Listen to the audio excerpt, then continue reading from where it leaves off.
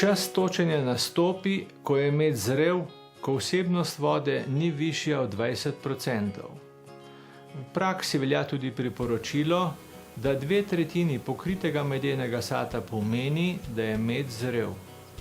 Zrelost preverimo tako, da sad rahlo stresemo, če izpadajo kapljice, med še ni zrel. Bolj zanesljiva metoda ugotavljanja zrelosti medu je merjenje vsebnosti vode z refraktometrom.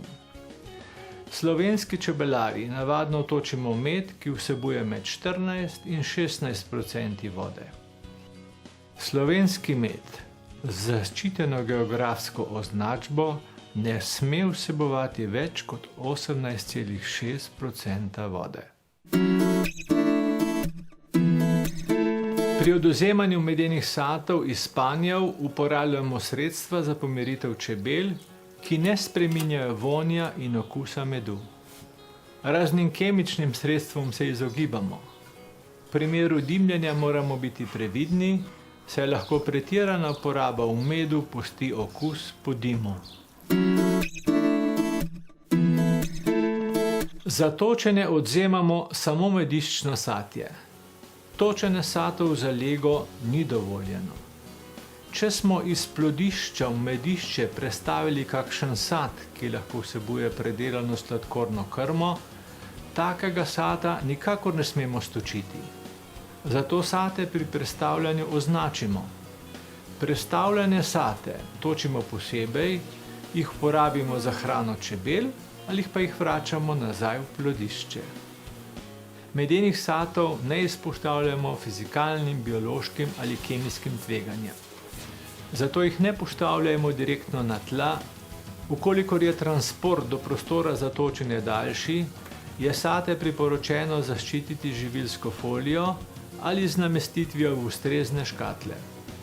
Tako jih zaščitimo pred prahom, umazanijo, mikroorganizmi, insekti in drugimi delci. Takšna zaščita ni potrebna v primeru naklad z ustrezno podnico in pokrovom. Pri transportu je potrebno paziti tudi na ustrezno higieno vozila. Med je živilo, zato ravnanje z njim v vseh fazah pridelave zahteva ustrezne higienske standarde. Pomembno je, da smo ob točenju medu zdravi.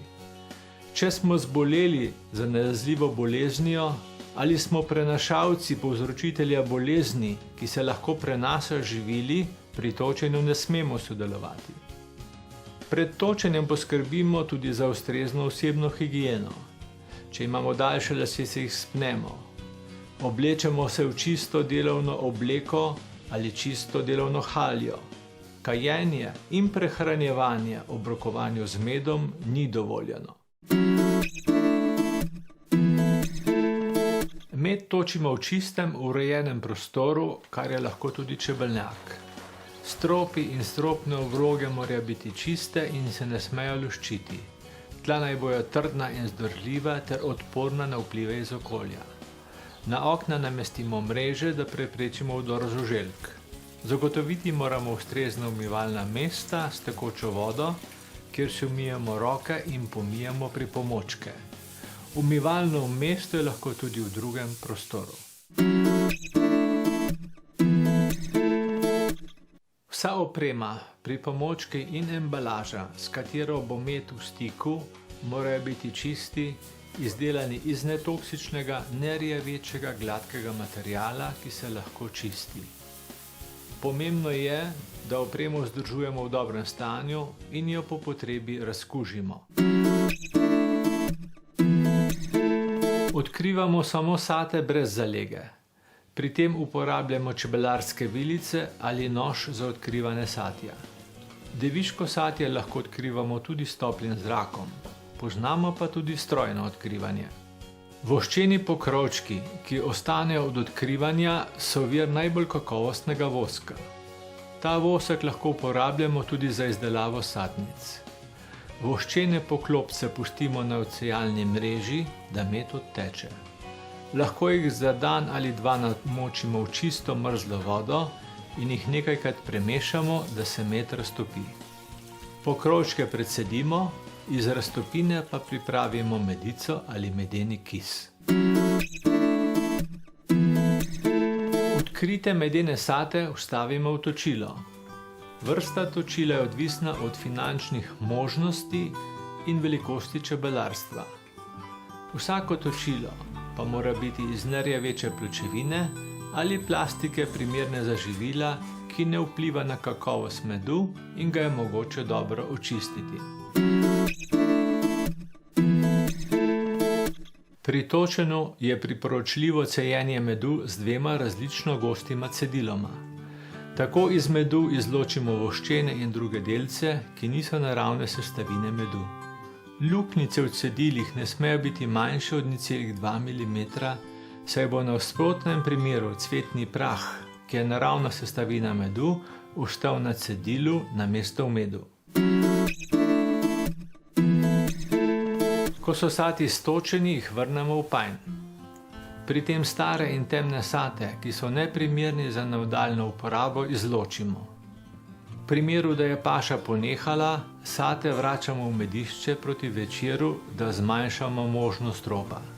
Če pa paša traja, lahko sate vračamo tudi sproti.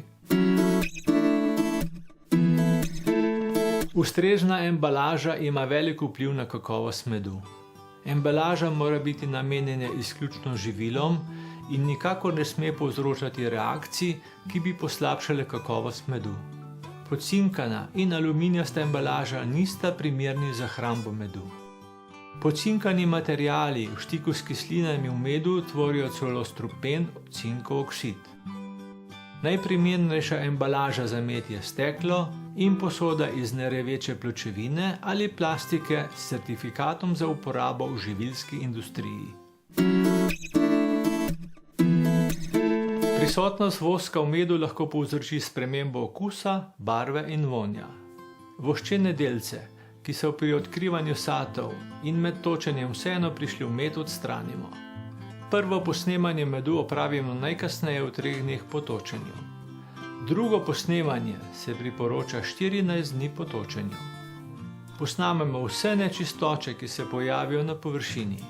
Postopek ponavljamo, dokler površina medu ni povsem čista in brez mehurčkov. Pomembno je, da med hranimo v primerni embalaži na hladnem in temnem prostoru, saj lahko le tako zagotovimo njegovo prvotno kakovost. Zato moramo v skladišču zagotoviti optimalne pogoje. Temperatura skladišča ne sme preseči 16 stopinj Celzija. Prostor mora biti temen, brez neposredne sončne svetlobe, suh in zračen. Med ne sme biti izpostavljen tujim vonjem, insektom, prahu in težkim kovinam. Pokrovi na posodah morajo dobro tesniti, saj v nasprotnem primeru med zaradi svoje higroskopnosti veže nase vlago iz okolja, kar vodi v fermentacijo medu na površini. Če ne bomo zagotovili optimalnih pogojev skladiščenja, se bo kakovost medu bistveno poslabšala. Za zagotavljanje kakovostnih čebeljih pridelkov vedno pazimo na rok uporabnosti. Držimo se načela, da tisti pridelki, ki so prvi prišli v skladišče, ga tudi prvi zapustijo. Embalažo, v kateri skladiščimo med, označimo z ustreznim lotom oziroma serijo točenja. Na koncu velja opomniti, da je za pridobivanje kakovostnega medu najbolj primerno deviško satje. Zato je potrebno že tekom leta v okviru rednih čebelarjevih opravil poskrbeti, da je deviškega satja v medišču vedno dovolj. Naj medi!